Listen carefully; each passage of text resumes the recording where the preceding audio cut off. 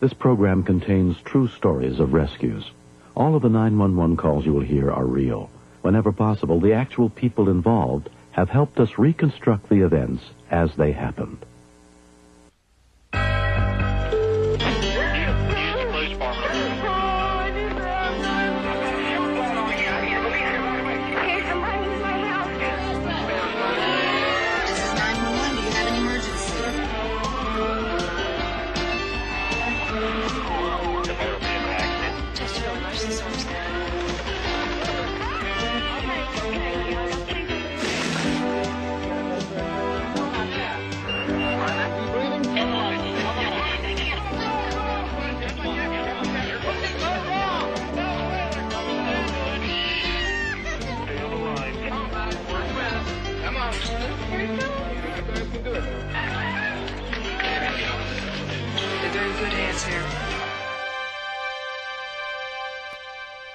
In horse racing, the stakes are so high, you often have to dare to risk all, to dare to be good.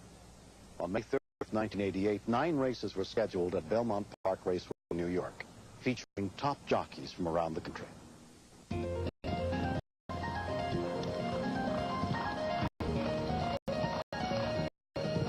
Anybody who's involved with horses knows it can be a dangerous endeavor. Jockeys are exposed to all sorts of injuries. We're dealing with people running at 35 miles an hour. Broken bones are commonplace here. One of the jockeys riding that day was 24-year-old Richard Migliore. Richie's nickname when he rides is Hard Rider because he's so gritty and tries so hard all the time. I just have to pray every day that when he goes out in the morning, he'll come back at night and he'll be fine. Well, Richie, looks like you got a good chance there.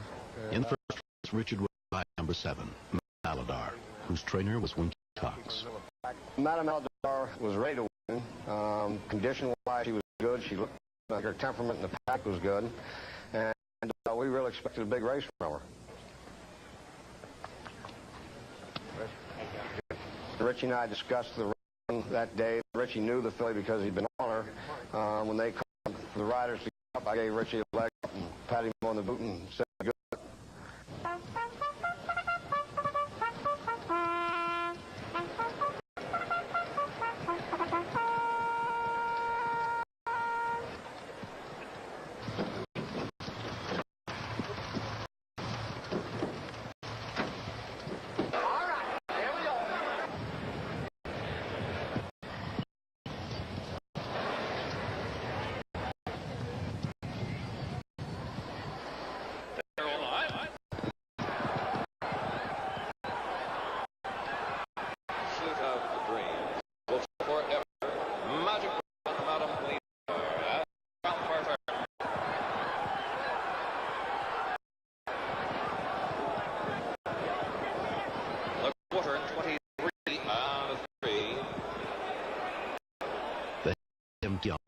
Was Morty Rosen.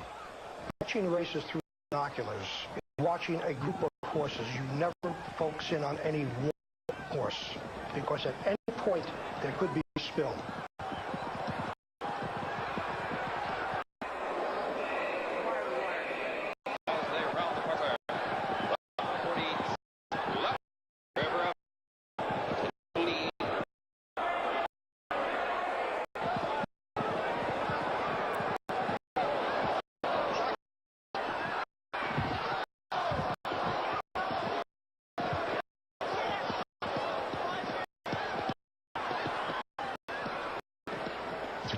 Were down.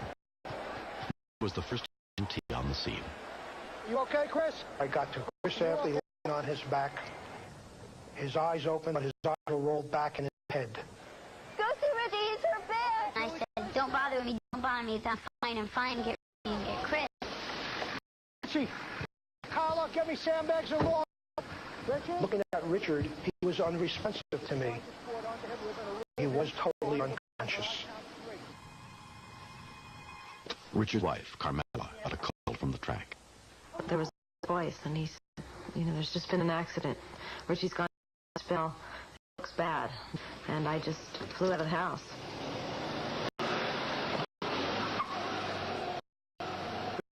I got him. I got him. Along with another less seriously injured jockey, Richard was packaged for transport to the hospital 10 miles away. Of course, my first, any jockey life's first fear is paralyzation. And I remember feeling happening to Richard. Racing is all that he had done since he was 15 years old, 7 days, 365 days a year. Caught up with the ambulance en route to the hospital. Rich, I see a car behind us. It looks like Carmela. Richard was coming in and out of consciousness. Richard couldn't remember what colored car he owned or whether he was married. Your wife, Carmela? Within 10 minutes, they arrived at the hospital. I saw Richard hurt and crumpled almost. I was devastated. Rich, my name is George. I'm going to be taking care of you. You lose consciousness? Long Island Jewish Hospital. Richard was examined by physician's assistant. Who you are? Yes. Tell me. Richard. What day of the week this is? Mr. Migliore had sustained facial injuries. He was complaining of neck pain, right arm pain. The concerning thing was he was complaining that he was having this in his lower extremity, his waistline, which would correlate to possibly a significant neck injury. I remember distinctly thinking, you know, this could be the end of life as we know it to this point, as far as riding, as far as having children, as far as having life that we had dreamed of. The more he knew about the pain, the more fearful I got. We finally did get him into X-ray, and that's sort of when everything started really turning downhill. Dr. Weber, we just had a 24-year-old gentleman jockey taken in from Elmont to us. Richard's neck was broken.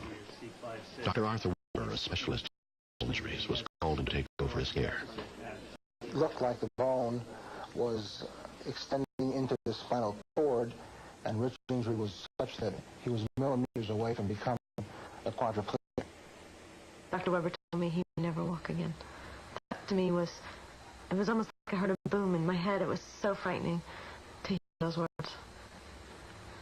Mr. Migliore, do I have your consent to go ahead? I could in no way guarantee them that the surgery would be successful. In fact, I'm required to tell them that the operation can make everything worse. The delicate surgery took 3 hours. I was sitting in the operation, you know, waiting, and I saw him walk out the doors, and I sort of ran up to him. He had a big smile on his face, and he said, I remember his exact words were, I know what it's like for you guys to win the Kentucky Derby. Because, you know, we just won the Kentucky Derby where Richie's concerned. That was his right leg. I was so elated after that. I felt like everything was going to be okay then.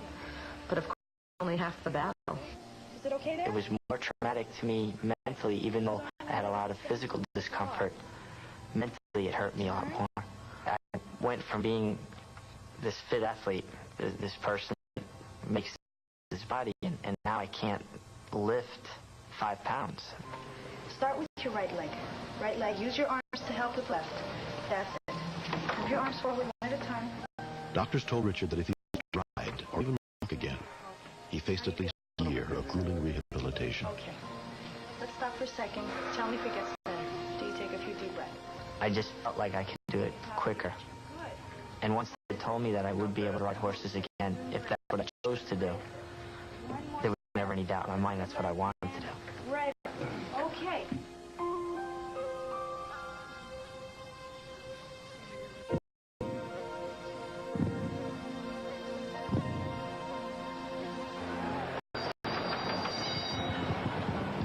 On Thanksgiving Day of 1988, just 6 months after his death, Richard Migliore beat the odds and returned. The fact that here I was back, I was doing it. All the doubts were washed away, all the feelings like that I might not ever make it when you're going through the pain. And now here you're on this horse and you're 5 lengths in front and you're back. It's you. It's what you always wanted to do, and it wasn't taken away from me. Rick Migliore aboard Glimmer Glen in front. I remember crying. I remember feeling so happy and so proud of Richard. He had pulled it all off, and that he had made it. I think the EMTs did a fantastic job. Everybody in the hospital that took care of me on the floor, and especially Dr. Weber. I'll always feel very special affection to Dr. Weber because I feel like he put me back together. But without Carmela, I can honestly say I think I would have made it back. My wife is an incredible person, and she's my best friend. I think most people, wouldn't have made it back. But then again, most people aren't jockeys. They're a very rare breed.